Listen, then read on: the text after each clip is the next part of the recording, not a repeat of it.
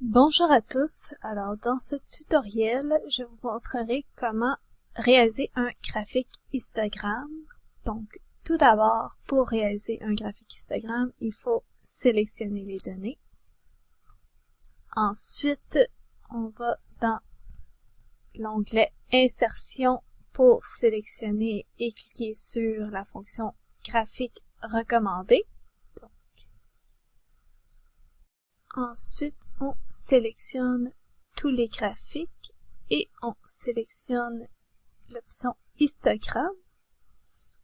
Dans les graphiques histogramme, on a le choix entre histogramme groupé, histogramme empilé, empilé 100%, groupé 3D, empilé 3D, empilé 100% 3D, ou histogramme 3D.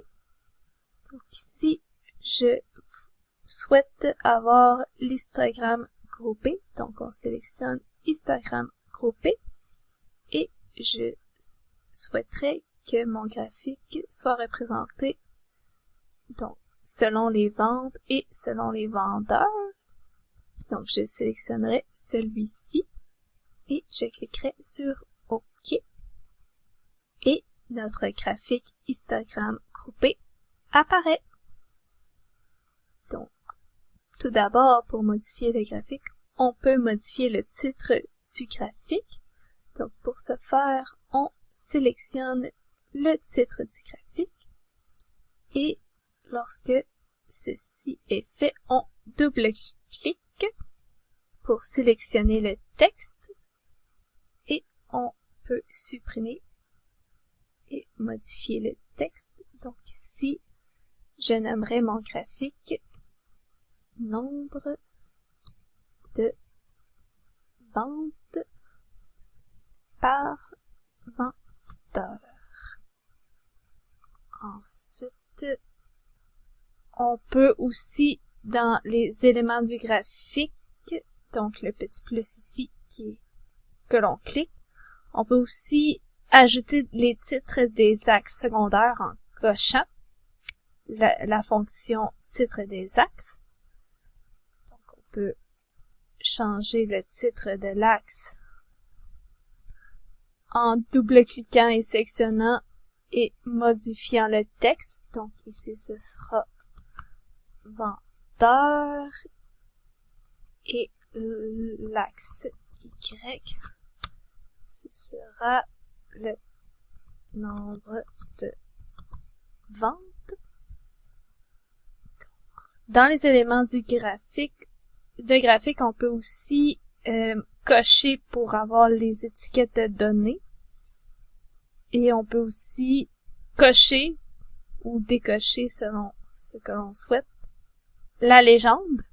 Donc, si vous avez plusieurs colonnes dans votre graphique, vous pouvez mettre une légende pour décrire ce que signifie chacune des colonnes. Donc, on peut aussi déplacer la légende pour qu'elle soit en haut, à gauche, en bas ou à droite. Donc, maintenant qu'on a pas mal ajouté les éléments de graphique que l'on souhaite, on peut aussi modifier l'apparence dans les styles du graphique qui est juste en dessous du plus. Et le petit pinceau, donc vous cliquez dessus et vous pouvez choisir un style rapide. Donc par exemple, je voudrais le mettre en forme avec ces couleurs-là. Une fois que le graphique est mis en forme, on peut le déplacer dans une nouvelle feuille. Donc, pour ce faire, on doit tout d'abord sélectionner le graphique et clic droit sur le graphique pour sélectionner l'option « Déplacer le graphique ». Donc, on cliquerait sur cette option. Et cette fenêtre-là apparaît. Donc, on pourrait choisir de déplacer le graphique soit en tant qu'objet dans une des feuilles de notre document Excel. Ici, on peut voir en cliquant sur la flèche qu'on pourrait déplacer le graphique dans la feuille 1 ou la feuille graphique 3. Mais on peut aussi déplacer notre graphique dans une nouvelle feuille. Donc, pour ce faire, on sélectionnerait et on cocherait l'option Nouvelle feuille. Et notre nouvelle feuille ici se nommerait Graphique 1. On cliquerait sur OK. Et notre graphique apparaît donc dans une nouvelle feuille appelée Graphique 1. On peut aussi copier et coller le graphique dans un document Word. Donc, pour ce faire, on sélectionnerait le graphique et on clique droit pour sélectionner l'option Copier. Ensuite, dans un document Word, on collerait l'option avec le clic droit et on choisirait l'une des options suivantes. Donc, on a le choix entre utiliser le thème de destination et incorporer le classeur, conserver la mise en forme source et incorporer le classeur, utiliser le thème de destination et lier les données, conserver la mise en forme source et lier les données, ou en tant qu'image.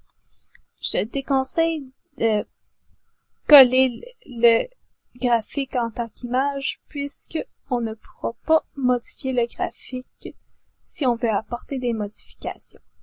Donc, je conseille en fait de prendre l'option de collage, conserver la mise en forme source et la lier avec les données. Donc, je cliquerai sur cette option et vous pouvez voir que en collant avec ces options, on garde les mêmes options de graphique qu'on avait dans Excel. Puis si jamais on voulait modifier les données sources dans Excel, elles se modifieraient également dans Word. Alors, merci à tous et à toutes d'avoir écouté ce tutoriel sur comment réaliser un graphique histogramme et je vous souhaite une excellente journée.